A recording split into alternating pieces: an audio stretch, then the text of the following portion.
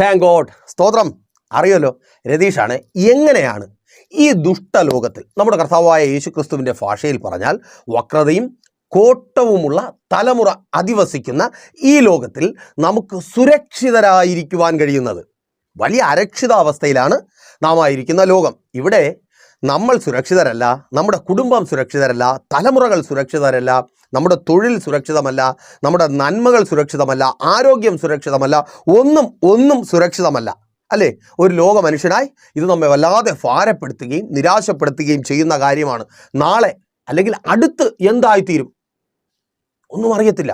അപ്പോൾ എങ്ങനെ നാം ആയിരിക്കുന്ന ഈ ദുഷ്ടലോകത്തിൽ, അരക്ഷിതാവസ്ഥ നിറഞ്ഞ ലോകത്തിൽ നമ്മുടെ ജീവിതത്തെയും നമുക്കൊപ്പമുള്ള നമ്മുടെ നന്മകളെയും സുരക്ഷിതമായി സംരക്ഷിക്കുവാനായി കഴിയും? അപ്പോൾ അതേക്കുറിച്ചാണ് ദൈവകൃപയിൽ ആശ്രയിച്ച് അല്പമായി നാം ധ്യാനിക്കുവാൻ പോകുന്നത്. വളരെ പ്രാർത്ഥനയോടെ പ്രതീക്ഷയോടെ വചന സന്ദേശത്തിനൊപ്പമായിരുന്നാട്ടെ. ഇന്ന് എനിക്കൊപ്പമായിരിക്കുന്ന ചിലരുടെ ജീവിതത്തിൽ കയ്യാലപ്പുറത്തെ തേങ്ങ പോലിരിക്കുന്ന ചിലത് സംരക്ഷിക്കപ്പെടുവാൻ പോകും. അതൊരു പക്ഷേ നിങ്ങളുടെ തൊഴിലായിരിക്കാം, നിങ്ങളുടെ കുടുംബജീവിതമായിരിക്കാം, നിങ്ങളുടെ തലമുറകളുടെ ഭാവിയായിരിക്കാം. തുലാസിലാടുന്നത് പോലെ എന്ന് പറയുന്ന അതേ അവസ്ഥയിലായിരിക്കുന്ന ചിലത് സംരക്ഷിക്കപ്പെടുവാൻ പോകുക. അതേ, എത്ര പേർക്ക് വിശ്വസിക്കുവാൻ കഴിയുന്നുണ്ട്? ഞാൻ നിങ്ങളോട് സംസാരിക്കുന്ന കർത്താവായ യേശുക്രിസ്തുവിൻ്റെ നാമത്തിൽ, ദൈവത്തിൻ്റെ പരിശുദ്ധാത്മാവിനാൽ എഴുതപ്പെട്ട വിശുദ്ധ തിരുവെഴുത്തുകളുടെ അടിസ്ഥാനത്തിൽ ഇന്ന് ഞാൻ പ്രൊട്ടക്റ്റ് ചെയ്യപ്പെടും, ഞാൻ സംരക്ഷിക്കപ്പെടും, എൻ്റെ നന്മകൾ സംരക്ഷിക്കപ്പെടും, എൻ്റെ കുടുംബം സംരക്ഷിക്കപ്പെടും. ഉറപ്പുള്ളവർ ആമേൻ പറഞ്ഞ് ഏറ്റെടുത്ത് പ്രാർത്ഥനയോടെ മുൻപോട്ട് വന്നാട്ടെ. യെശയ്യാ പ്രവാചകന്റെ പുസ്തകം 58-ാം അധ്യായം അതിൻ്റെ 8-ാമത്തെ വാക്യത്തിൽ ഇങ്ങനെ രേഖപ്പെടുത്തിയിരിക്കുന്നു: അപ്പോൾ നിന്റെ വെളിച്ചം ഉഷസ് പോലെ പ്രകാശിക്കും, നിന്റെ മുറിവുകൾക്ക് വേഗത്തിൽ പൊറുതി വരും, നിന്റെ നീതി നിനക്ക് മുമ്പായി നടക്കും, യഹോവയുടെ മഹത്വം നിന്റെ പിമ്പടയായിരിക്കും. പ്രൊട്ടക്ഷൻ. അപ്പോൾ ഈ തർജ്ജിമ വായിച്ചാൽ നിങ്ങൾക്കത് മനസ്സിലാക്കി തരുവാനായിട്ട് പാടാണ്. അപ്പോൾ ഞാൻ മറ്റൊരു തർജ്ജിമ വായിക്കാം. POC ബൈബിളാണ് കേട്ടോ. യെശയ്യാ 58:59. അപ്പോൾ നിന്റെ വെളിച്ചം പ്രഭാതം പോലെ പൊട്ടിവിരിയും, നീ വേഗം സുഖം പ്രാപിക്കും, നിന്റെ നീതി നിന്റെ മുൻപിലും കർത്താവിൻ്റെ മഹത്വം നിന്റെ പിൻപിലും നിന്നെ സംരക്ഷിക്കും. ദൈവത്തിൻ്റെ മഹത്വം നിന്നെ പ്രൊട്ടക്റ്റ് ചെയ്യും.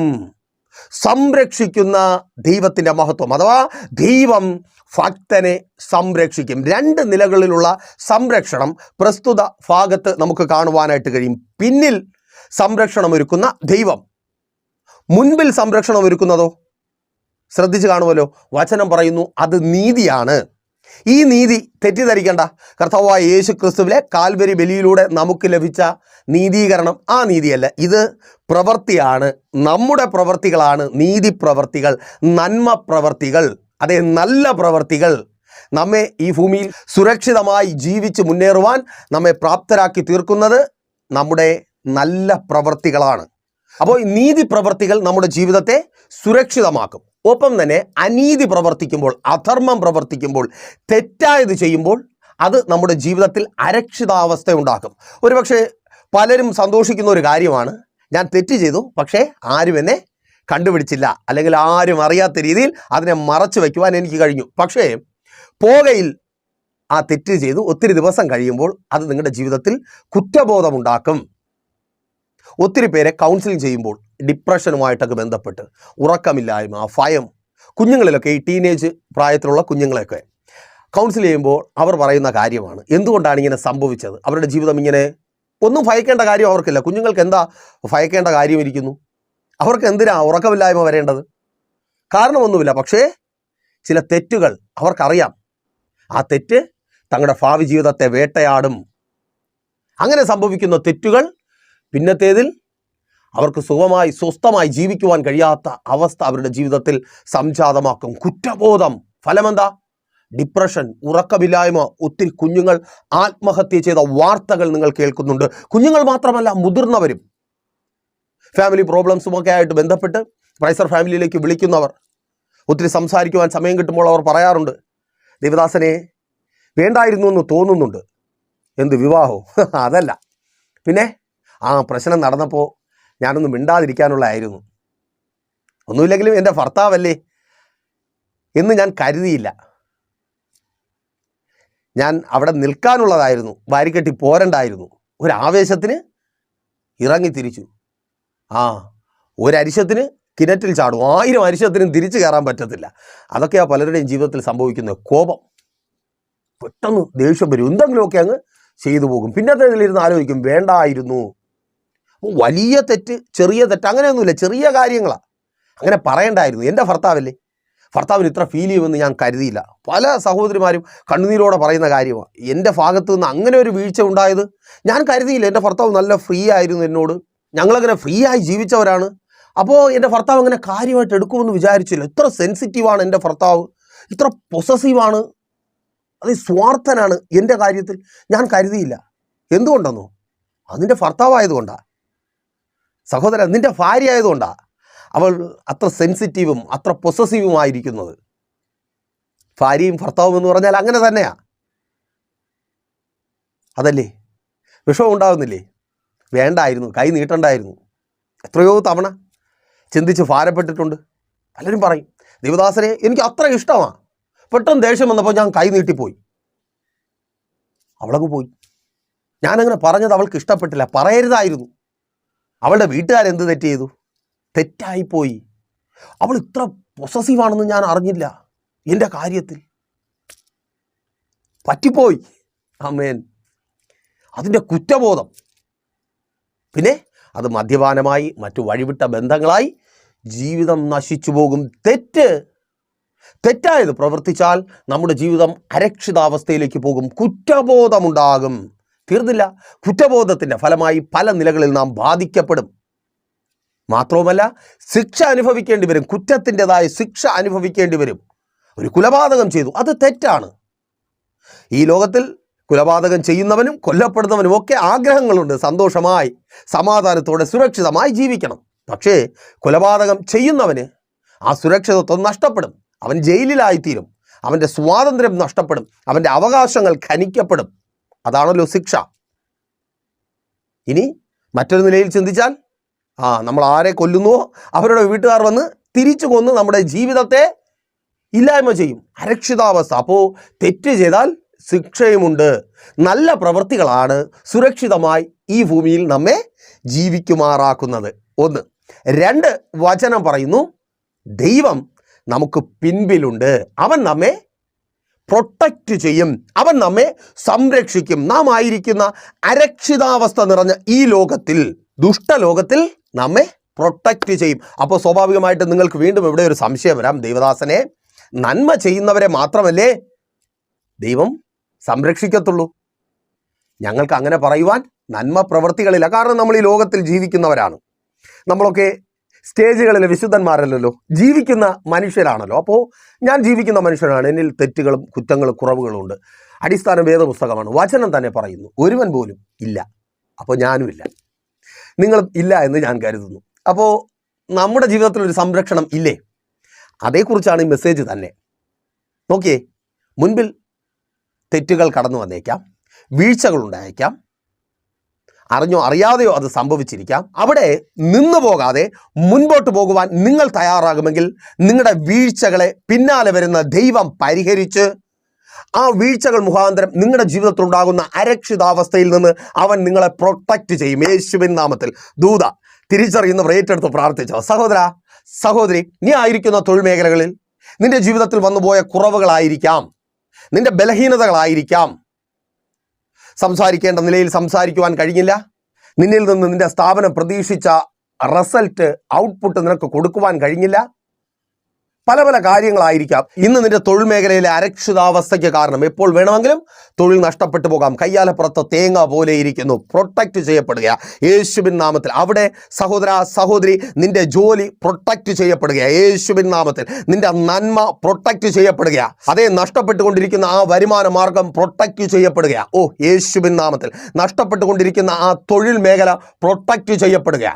നഷ്ടപ്പെട്ടുപോയ ആ തൊഴിലിനെ തിരികെ നൽകി പിന്നെയും നഷ്ടപ്പെടാതെ ദൈവം പ്രൊട്ടക്റ്റ് ചെയ്യുക. പലരുടെയും ഭയം ഇതാണ്, പ്രാർത്ഥിച്ച് പ്രാപിച്ചാലും അതിൽ നിലനിൽക്കുവാൻ കഴിയുന്നില്ല. കഴിഞ്ഞ ദിവസത്തെ മെസ്സേജ് ഓർമ്മയുണ്ടല്ലോ, എന്താ ഓർമ്മയില്ലേ?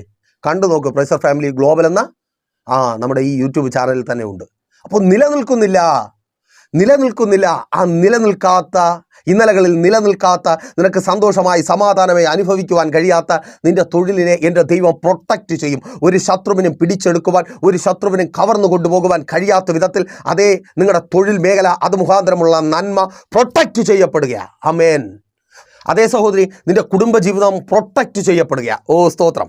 അത് തന്നെ തുലാസിൻ്റെ തട്ടുപോലെ അങ്ങോട്ടും ഇങ്ങോട്ടും ആടുക. എന്തായി തീരുമെന്ന് ഒരറിവുമില്ല, ഭയപ്പാടോടെ ആയിരിക്കുന്നു. അത് പ്രൊട്ടക്റ്റ് ചെയ്യപ്പെടുക. നിന്റെ കുടുംബജീവിതം യേശുവിൻ നാമത്തിൽ ഏറ്റെടുത്ത് പ്രാർത്ഥിക്കുക. അത് പ്രൊട്ടക്റ്റ് ചെയ്യപ്പെടുക. അതങ്ങനെ സംഭവിക്കുന്ന കൃപയ്ക്കായി സർവശക്തനായ ദൈവത്താൽ നിന്റെ കുടുംബജീവിതം സംരക്ഷിക്കപ്പെടുക. ഒരു ശത്രുവിനും അതിനെ കവർന്നെടുക്കുവാൻ കഴിയത്തേയില്ല. അതേ നിന്റെ ഭർത്താവ് പ്രൊട്ടക്റ്റ് ചെയ്യപ്പെടുക.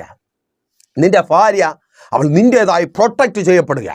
ഒരു ശത്രുവിനും കവർന്നെടുക്കുവാൻ കഴിയാത്ത ആ സ്ഥാനം പ്രൊട്ടക്റ്റ് ചെയ്യപ്പെടുക. മാതാവേ, പിതാവേ, നിങ്ങളുടെ തലമുറകൾ സംരക്ഷിക്കപ്പെടുക. ദുഷ്ടലോകത്തിൽ വക്രതയും കോട്ടവുമുള്ള ഈ തലമുറയുടെ മധ്യത്തിനും മയക്കുമരുന്നിനും ആകാത്ത കൂട്ടുകെട്ടുകളിലും പെട്ട് അവർ തകർന്നു പോകാത്ത നിലയിൽ കർത്താവ് നിങ്ങളുടെ തലമുറകളെ പ്രൊട്ടക്റ്റ് ചെയ്യുക. ചുറ്റും ദൂതന്മാരെ കാവൽ നിർത്തി. അവരുടെ പോക്ക് ശരിയല്ല, അറിയാം. പക്ഷെ കൂടെ പോയി സംരക്ഷിച്ച് പിടിക്കുവാൻ കഴിയുന്നില്ല. വല്ലാത്ത ഭാരത്തോടെ ആയിരിക്കുന്നു. കർത്താവ് അവരുടെ പിന്നാലെ ചെല്ലും. Thank you Lord. നിന്റെ തലമുറകളുടെ പിന്നാലെ എൻ്റെ കർത്താവ് പോകും. സഹോദരി, നിന്റെ ഭർത്താവിൻ്റെ പിന്നാലെ എൻ്റെ കർത്താവ് പോകും. നീ വെറുതെ മൊബൈലും തപ്പി സമയം കളയണ്ട. അതിൻ്റെ പിന്നാലെ നീ നടക്കണ്ട. കർത്താവ് പോകും. സഹോദര, കർത്താവ് പോകും. ആമേൻ. അവനെ പ്രൊട്ടക്റ്റ് ചെയ്യും യേശുവിൻ നാമത്തിൽ. നിന്റെ ആരോഗ്യത്തെ എൻ്റെ കർത്താവ് പ്രൊട്ടക്റ്റ് ചെയ്യും. അങ്ങോട്ടോ ഇങ്ങോട്ടോ, മരണത്തിലേക്കോ ജീവിതത്തിലേക്കോ അല്ല, ജീവിതത്തിലേക്ക് അവൻ നിന്റെ ആരോഗ്യത്തെ പ്രൊട്ടക്റ്റ് ചെയ്യുക. അസൗഖ്യമാകാ യേശുവിൻ നാമത്തിൽ. അപ്പോൾ കർത്താവ് പ്രൊട്ടക്റ്റ് ചെയ്യും. ആ കുറവുകൾ മുഖാന്തരം നമ്മുടെ ജീവിതത്തിലുണ്ടാകുന്ന അരക്ഷിതാവസ്ഥയിൽ പെട്ട് ലക്ഷ്യത്തിലെത്തിച്ചേരുവാൻ കഴിയാത്ത വിധത്തിൽ വീണുപോകുവാൻ ഇടവരാത്ത വിധം ദൈവം നമ്മെ പ്രൊട്ടക്റ്റ് ചെയ്യും. അപ്പോൾ നമ്മുടെ ജീവിതത്തിൽ വന്നു പോകുന്ന കുറവുകൾ, തെറ്റുകൾ അറിഞ്ഞോ അറിയാതെയോ ചെയ്യുന്നത്. അപ്പോൾ ഈ തെറ്റുകൾ മാത്രമല്ല നമ്മുടെ ജീവിതം അരക്ഷിതാവസ്ഥയിലായിത്തീരുവാനുള്ള കാരണം. നമ്മൾ നല്ലതിനെന്ന് പറഞ്ഞ് ചെയ്യുന്ന പല പ്രവൃത്തികളുടെയും ഫലം തിന്മയായി മാറാറുണ്ട്. ഇപ്പോൾ ഒരു ബിസിനസ് ചെയ്യുന്നു. ആരെങ്കിലും പരാജയപ്പെടാൻ വേണ്ടി ബിസിനസ് ചെയ്യത്തില്ല. ജയിക്കാൻ വേണ്ടി, നല്ല ലാഭം ഉണ്ടാകാൻ വേണ്ടി, നല്ലവണ്ണം ആഗ്രഹങ്ങളൊക്കെ പൂർത്തീകരിച്ച് മുൻപോട്ട് പോകുവാൻ വേണ്ടിയാണ് ഒരു ബിസിനസ് ചെയ്യുന്നത്. അങ്ങനെയല്ലേ? ഇല്ലാത്തതുണ്ടാക്കി പലിശയ്ക്കൊക്കെ എടുത്തു തുടങ്ങിയത് അതിനാ. പക്ഷേ തീരുമാനം തെറ്റായിപ്പോയി. ദൈവാലോചനയൊക്കെ ചോദിച്ചിട്ടാണ് തുടങ്ങിയത്. അപ്പോൾ ദൈവം പറഞ്ഞത് തെറ്റിപ്പോയെന്നാണോ? അല്ല, കേട്ടത് നിങ്ങളുടെ ചെവിയുണ്ടല്ലേ. പറഞ്ഞു തന്നത് ഒരുപക്ഷെ മനുഷ്യരായിരിക്കുമല്ലോ. അതിൻ്റെയൊക്കെ കുഴപ്പങ്ങൾ കാണും. എന്തായാലും തെറ്റ് വന്നു പോയി. ഫലം എന്താ? പരാജയം, കടത്തിന് മേൽ കടം. ഓ സ്തോത്രം. എന്തു ചെയ്യും? ആ കോഴ്സിന് വിടണ്ടായിരുന്നു. ഇപ്പോൾ കയ്യിലിരുന്ന പൈസ കൊടുത്ത് പഠിപ്പിച്ചു, ഒരു പ്രയോജനമില്ലാതെ മകൾ വീട്ടിലിരിക്കുക. ആ കുടുംബത്തിലേക്ക് അയക്കേണ്ടായിരുന്നു. മാതാവേ, പിതാവേ, കണ്ണുനീരോടെ പലരോടും പറഞ്ഞ് പരിതപിച്ച് നീ ആയിരിക്കുക. ആ വിവാഹത്തിന് ഞാൻ സമ്മതിക്കേണ്ടായിരുന്നു. എൻ്റെ മകൾ അവളുടെ ഇഷ്ടത്തിന് പോയതാ. ഇന്ന് അവളുടെ ജീവിതം നരകതുല്യമായി തീർന്നിരിക്കുന്നു. ഞാനത് കണ്ട് കരയേണ്ട അവസ്ഥയിലായിരിക്കുന്നു. അന്നും കണ്ണുനീർ, ഇന്നും കണ്ണുനീർ. തെറ്റ് സംഭവിച്ചു പോയി. അവളുടെ ജീവിതത്തിൽ തെറ്റ് സംഭവിച്ചു പോയി. അവളെ കുറ്റം പറയണ്ട. സന്തോഷമായി ജീവിക്കുവാൻ കഴിയുമെന്ന് പറഞ്ഞാൽ പോയത്. നരകിക്കുവാൻ വേണ്ടി ആരും പോകത്തില്ലല്ലോ. പക്ഷേ അവളുടെ തീരുമാനം തെറ്റിപ്പോയി. അതല്ലേ സഹോദര? ഏറ്റവും നല്ലത് നിന്റെ മകൾക്ക് കൊടുക്കുവാൻ കഴിയുന്ന ഏറ്റവും നല്ലതെന്ന് പറഞ്ഞല്ലേ ആ വിവാഹബന്ധം. പക്ഷേ തെറ്റുപറ്റി. ശരിയാകുമെന്ന് കരുതി, നല്ലതാകുമെന്ന് കരുതി നമ്മൾ പലതും ചെയ്തു. അത് തിന്മയും ദോഷവുമൊക്കെ ആയി മാറി. ഫലവും വലിയ അരക്ഷിതാവസ്ഥ. ഫലമെന്താ? വലിയ അരക്ഷിതാവസ്ഥ. ഇനി വയ്യ, ഇനി വേണ്ട. മോളോട് പറയുന്നുണ്ട്, ഇനി ഇട്ടിട്ട് പോര്, അല്ലെ നീ അവിടെ കിടന്ന് അനുഭവിക്ക്, വേറെ എന്തെങ്കിലും നോക്കാം. അല്ല, അതേ, നിങ്ങൾ ശരിയാകുമെന്നും നന്നാകുമെന്നും കരുതി ചെയ്ത കാര്യങ്ങൾ തെറ്റായി മാറിയിരിക്കുന്നു, പ്രശ്നത്തിനകത്തായിരിക്കുന്നു. പിന്നാലെ വരുന്ന കർത്താവ് അതിനെ പരിഹരിക്കും. ഓ സ്തോത്രം. അവിടെ വീണ് കിടക്കണ്ട. മാതാവേ, പ്രാർത്ഥിച്ച് മുൻപോട്ട് പോകുക. നിന്റെ മകൾ ഇറങ്ങിപ്പോയ ആ കുടുംബത്തിനകത്ത് അവൾ ആഗ്രഹിച്ചതുപോലെ അവൾ ജീവിക്കുവാൻ പോകുക യേശുവിൻ നാമത്തിൽ. നീ സ്വപ്നം കണ്ടതിനേക്കാൾ അപ്പുറമായി ആ ഭവനത്തിനകത്ത് അവൾ ജീവിക്കുവാൻ പോകുക. അവിടെ അവളെ എൻ്റെ കർത്താവ് പ്രൊട്ടക്റ്റ് ചെയ്യുക യേശുവിൻ നാമത്തിൽ. ഓ സ്തോത്രം. അങ്ങനെ നീ ഭയപ്പെടുന്നത് പോലെ ആത്മഹത്യ ചെയ്ത് അവളുടെ ജീവിതം അവസാനിക്കുവാൻ എൻ്റെ കർത്താവ് അനുവദിക്കത്തില്ല. ആ പിശാച്, ആ പന്ന പിശാച് ഇപ്പോൾ ആ കുടുംബത്തിൽ നിന്ന് വിട്ടുമാറുക. അവളെ അവിടെ എൻ്റെ ദൈവം പ്രൊട്ടക്റ്റ് ചെയ്യുക യേശുവിൻ നാമത്തിൽ. ആ തെറ്റായ തീരുമാനത്തെ എൻ്റെ കർത്താവ് ശരിയാക്കി മാറ്റുക. ഓ സ്തോത്രം. തെറ്റിപ്പോയ തീരുമാനം, അത് മുഖാന്തരമുണ്ടായ കടം, തെറ്റിപ്പോയ ആലോചന, തെറ്റിപ്പോയ പ്ലാനിങ്, അത് മുഖാന്തരം കടന്നു വന്ന ബാധ്യത, അതേ ആ ബാധ്യതയുടെ മധ്യത്തിൽ എൻ്റെ കർത്താവ് നിന്നെ പ്രൊട്ടക്റ്റ് ചെയ്യുക. നീ തകർന്നു പോകാതെ, നീ തളർന്നു പോകാതെ, ആത്മഹത്യ ചെയ്ത് നിന്റെ ജീവിതം അവസാനിക്കാതെ എൻ്റെ കർത്താവ് നിന്നെ പ്രൊട്ടക്റ്റ് ചെയ്യുക. ഓ താങ്ക് ഗോഡ്. എൻ്റെ കർത്താവ് സംരക്ഷിക്കും. ആമേൻ. ഈ കടത്തിൽ നീ തകരത്തില്ല. ഓ സ്തോത്രം.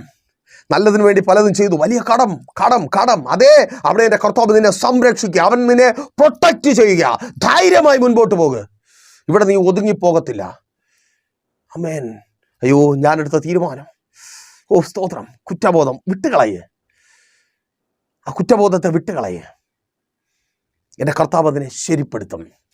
ആമേൻ. കർത്താവ് പിന്നാലെയുണ്ട് നിന്നെ സംരക്ഷിച്ച് നിലനിർത്തുവാൻ. അപ്പോൾ ശ്രദ്ധിക്കുക, 2 കാര്യങ്ങൾ. ഒന്ന്, നിങ്ങളുടെ നീതി പ്രവൃത്തി നിങ്ങളെ ഈ ലോകത്തിൽ സുരക്ഷിതരായി വസിക്കുമാറാക്കും. 2, നിങ്ങളുടെ പിന്നാലെയുള്ള ദൈവം. ജീവിതത്തിൽ അറിഞ്ഞുമറിയാതെയും വീഴ്ചകൾ വന്നു പോകുമ്പോൾ മടിച്ചു നിൽക്കേണ്ട, തളർന്നു പോകേണ്ട, ധൈര്യമായി മുൻപോട്ട് പോവുക. പിന്നാലെ വരുന്ന കർത്താവ് അതിനെ ശരിപ്പെടുത്തി നിങ്ങളെ സംരക്ഷിക്കും, നിങ്ങളെ പ്രൊട്ടക്റ്റ് ചെയ്യും. അതിനായി ദൈവം നിങ്ങളെ ഒരുക്കട്ടെ. അപ്പോൾ മെസ്സേജ് നിങ്ങൾക്ക് അനുഗ്രഹമായെന്ന് കരുതുന്നു. അനുഗ്രഹമായെങ്കിൽ എന്ത് ചെയ്യും? നിങ്ങൾ അറിയുന്ന ഒത്തിരി പേരിലേക്ക് ഈ മെസ്സേജ് ഷെയർ ചെയ്യുക. അതുപോലെ ഒരു പ്രാർത്ഥന വിഷയമായി നിങ്ങൾ ഭാരത്തോടെ ആയിരിക്കുന്നുവെങ്കിൽ പ്രൈസ് ഓഫ് ഫാമിലിയിലേക്ക് നിങ്ങളുടെ പ്രാർത്ഥനാ വിഷയങ്ങൾ അറിയിക്കുക. നമുക്ക് ഒരുമിച്ച് പ്രാർത്ഥിക്കാം. കർത്താവ് നിങ്ങളുടെ ലക്ഷ്യത്തിലെത്തിക്കും. വഴിയിൽ വീണു പോകുവാൻ അവൻ നിങ്ങളെ അനുവദിക്കത്തില്ല. പിൻപടയായി കർത്താവ് കൂടെയുണ്ട്. ആ കർത്താവിൻ്റെ സന്നിധിയിൽ നിങ്ങൾ ഉറപ്പിച്ചു നിർത്തുവാൻ ഞങ്ങൾ കണ്ണടച്ചു. ഞങ്ങളുടെ വിശ്വസ്ത കർത്താവെ നല്ല ദൈവമേ, അനുഗ്രഹീതമായിരിക്കുന്ന നല്ല സമയം അങ്ങയുടെ മാറ്റമില്ലാത്ത വചനത്തിനൊപ്പമായിരിക്കുവാൻ സ്വർഗം ഞങ്ങൾക്ക് ഒരുക്കി തന്ന നല്ല അവസരത്തിനായി സ്തുതിക്കുന്ന കർത്താവ്, ഇപ്പോൾ അടിയനെ കേൾക്കുന്ന രോഗികൾ യേശുവിൻ നാമത്തിൽ സൗഖ്യമാകട്ടെ. ഇവർ സംരക്ഷിക്കപ്പെടട്ടെ. രോഗം മുഖാന്തരം നഷ്ടപ്പെട്ടു പോകാതെ, മരണപ്പെട്ടു പോകാതെ, തകർന്നു പോകാതെ ഇവർ സംരക്ഷിക്കപ്പെടുന്ന കൃപയ്ക്കായി രോഗാതുരമായ നാഡീ നരമ്പുകൾ, കോശങ്ങൾ, അവയവങ്ങൾ യേശുവിൻ നാമത്തിൽ പുനർനിർമ്മിക്കപ്പെടട്ടെ. വർഷങ്ങളായ രോഗങ്ങൾ ഇപ്പോൾ വിട്ടുമാറട്ടെ. രോഗമുഖാന്തരമുള്ള വേദനകൾ മാറിപ്പോകട്ടെ. ഉറക്കമില്ലായ്മകൾ മാറട്ടെ യേശുവിൻ നാമത്തിൽ. ശാരീരികമായ ബലഹീനതകൾ വിട്ടുമാറട്ടെ. മാനസികമായ സ്തോത്രം സകല രോഗങ്ങളും സൗഖ്യമാകട്ടെ. ഉറക്കമുണ്ടാകട്ടെ. ഭയപ്പാടുകൾ വിട്ടുമാറട്ടെ. ഡിപ്രഷനുകൾ മാറിപ്പോകട്ടെ യേശുവിൻ നാമത്തിൽ. അതങ്ങനെ സംഭവിക്കുന്ന കൃപയ്ക്കായി, ആ ഭയപ്പാടിന് മധ്യത്തിലും കർത്താവ് ഇവരെ സംരക്ഷിക്കുന്ന കൃപയ്ക്കായി സ്തുതിക്കുന്ന കർത്താവെ സ്തോത്രം. തൊഴിൽ സംബന്ധമായി ഭാരപ്പെടുന്നവരെ അങ്ങയുടെ കരങ്ങളിൽ ഏൽപ്പിക്കുന്നു. പ്രാർത്ഥിച്ചാട്ടെ. ഇപ്പോൾ പുതിയ ജോലികൾ ഉണ്ടാകട്ടെ. ജോലി സാഹചര്യങ്ങൾ അനുകൂലമായി തീരട്ടെ. സകല വെല്ലുവിളികളും, തൊഴിൽ മേഖലയിൽ വെളിപ്പെട്ട് നിൽക്കുന്ന സകല വെല്ലുവിളികളും യേശുവിൻ നാമത്തിൽ വിട്ടുമാറട്ടെ. എല്ലാ ഇല്ലായ്മകളും മാറട്ടെ. ദാരിദ്ര്യം മാറട്ടെ. കടഭാരങ്ങൾ മാറട്ടെ. പലിശക്കടങ്ങൾ മാറട്ടെ. ജപ്തി നോട്ടീസുകൾ മാറിപ്പോകട്ടെ. ഓ താങ്ക് ഗോഡ്. കൊടുത്തു തീർക്കുവാൻ തക്കവണ്ണം വഴികൾ തുറക്കപ്പെടട്ടെ. കുടുംബജീവിതങ്ങൾ അനുഗ്രഹമായി തീരട്ടെ. ഭാര്യയും ഭർത്താവും സ്നേഹത്തിൽ വർദ്ധിച്ചു വരട്ടെ. സകല കുറ്റബോധങ്ങളും മാറട്ടെ. ആമേൻ. പരസ്പരം വാക്കുകൊണ്ടും പ്രവൃത്തി കൊണ്ടും ഉണ്ടായ മുറിപ്പാടുകൾ ഇപ്പോൾ സൗഖ്യമാകട്ടെ. മുറിവുകൾ ഉണങ്ങട്ടെ യേശുവിൻ നാമത്തിൽ. തലമുറകൾ അനുഗ്രഹിക്കപ്പെടട്ടെ. അവരുടെ ഭാവി ജീവിതം അനുഗ്രഹമായി തീരട്ടെ. തലമുറകളുടെ ഭാവിക്ക് വിരോധമായി വെല്ലുവിളിച്ച് വ്യാപരിക്കുന്ന പോരുകൾ അഴിയട്ടെ. വിവാഹ ബന്ധങ്ങൾ നടക്കട്ടെ. ഉദരഫലങ്ങൾ ജനിക്കട്ടെ. വിദേശ രാജ്യങ്ങളുടെ വാതിലുകൾ ഇവർക്ക് മുമ്പിൽ തുറക്കട്ടെ. വിസ പ്രോബ്ലങ്ങൾ മാറട്ടെ. സ്വദേശത്തും വിദേശത്തും ജോലി സംബന്ധമായി ഭാരപ്പെടുന്നവർ വിടുവിക്കപ്പെടട്ടെ. ബിസിനസ്സുകൾ അനുഗ്രഹമായി തീരട്ടെ. കച്ചവടങ്ങൾ അനുഗ്രഹമായി തീരട്ടെ. ഭവനങ്ങൾ പണിയട്ടെ. വാഹനങ്ങൾ വാങ്ങട്ടെ. സ്തോത്രം. ശുശ്രൂഷകന്മാർ, ശുശ്രൂഷ മേഖലകൾ അനുഗ്രഹിക്കപ്പെടട്ടെ. പിതാവിൻ്റെ പുത്രന്റെ പരിശുദ്ധാത്മാവിൻ്റെ നാമത്തിൽ ഈ ജനത്തെ ഞങ്ങൾ അനുഗ്രഹിച്ച് പ്രാർത്ഥിക്കുന്നു. അനുഗ്രഹമാക്കി പരിപാലിക്കും. വലിയ സാക്ഷ്യത്തിനായി ഒരുക്കും യേശുവിൻ നാമത്തിൽ തന്നെ ആമേൻ. അപ്പോൾ മറക്കാതെ നിങ്ങളുടെ വിലയേറിയ അഭിപ്രായങ്ങളും നിർദ്ദേശങ്ങളും ഞങ്ങളെ അറിയിക്കുമല്ലോ. നാളെ പകലും ദൈവം അനുവദിച്ചാൽ നാം ഇപ്പോൾ ഒരുമിച്ചായിരുന്നു കേട്ട് അനുഗ്രഹം പ്രാപിച്ച പ്രൈസർ ഫാമിലിയുടെ പ്രഭാതം എന്നെ എന്ന പ്രതിദിന വചന സന്ദേശത്തോടൊപ്പം നാം പിന്നെയും ഒരുമിച്ച് തന്നെ ആയിരിക്കും. അതുവരേക്കും പ്രിയരെ, have a nice day. Praiser family global മിനിസ്ട്രിയുടെ വിശുദ്ധ സഭാരാധന എല്ലാ ഞായറാഴ്ചയും രാവിലെ 10 മണി മുതലും എല്ലാ വെള്ളിയാഴ്ചകളിലും ഉപവാസവും ഓൺലൈൻ മധ്യസ്ഥ പ്രാർത്ഥനയും രാവിലെ 11 മണി മുതലും ഞങ്ങൾ നിങ്ങൾക്കായി ലൈവിൽ പ്രാർത്ഥിക്കുന്നു. നിങ്ങളുടെ പ്രാർത്ഥനാ വിഷയങ്ങൾ കമന്റ് ചെയ്യുക. പ്രൈസർ ഫാമിലി ഗ്ലോബൽ എന്ന നമ്മുടെ യൂട്യൂബ് ചാനലിലൂടെ നിങ്ങൾ ലോകത്തിന്റെ ഏത് ഭാഗത്തായിരുന്നാലും ഞങ്ങൾക്കൊപ്പം ചേർന്ന് പ്രാർത്ഥിക്കുവാനും ആരാധിക്കുവാനും അവസരമുണ്ട്. നേരിട്ട് ആരാധനയിൽ പങ്കെടുക്കുവാനും വിടുതൽ പ്രാപിക്കുവാനും ആഗ്രഹിക്കുന്നവർ ഞായറാഴ്ച രാവിലെ കാർഷിക കോളേജിനടുത്ത് കാക്കാമുല ചാമ്പവിളയിലെ പ്രൈഷർ ഫാമിലി വർഷിപ്പ് സെന്ററിലേക്കും ഞായറാഴ്ച വൈകുന്നേരം 3 മണിക്ക് നെയ്യാറ്റിൻകര അമരവിള താന്നിമൂട് സുമംഗലി ഓഡിറ്റോറിയത്തിന് സമീപമുള്ള MS പ്ലാസയിലേക്കും കടന്നു വരിക. നിങ്ങളുടേതായ ഒരു വിഷയത്തിന് വേണ്ടി പ്രാർത്ഥിക്കുവാനും കൗൺസിലിംഗിനുമായി സ്ക്രീനിൽ കാണുന്ന നമ്പറിൽ കോൺടാക്ട് ചെയ്യുക. നിങ്ങൾക്കും ഈ പ്രോഗ്രാം സ്പോൺസർ ചെയ്യുവാനും കർത്താവായ യേശുക്രിസ്തുവിന്റെ സുവിശേഷം അനേകരിലേക്ക് എത്തിക്കുവാനും അവസരമുണ്ട്. പ്രാർത്ഥനയോടെ വിളിക്കുക. ആമേൻ.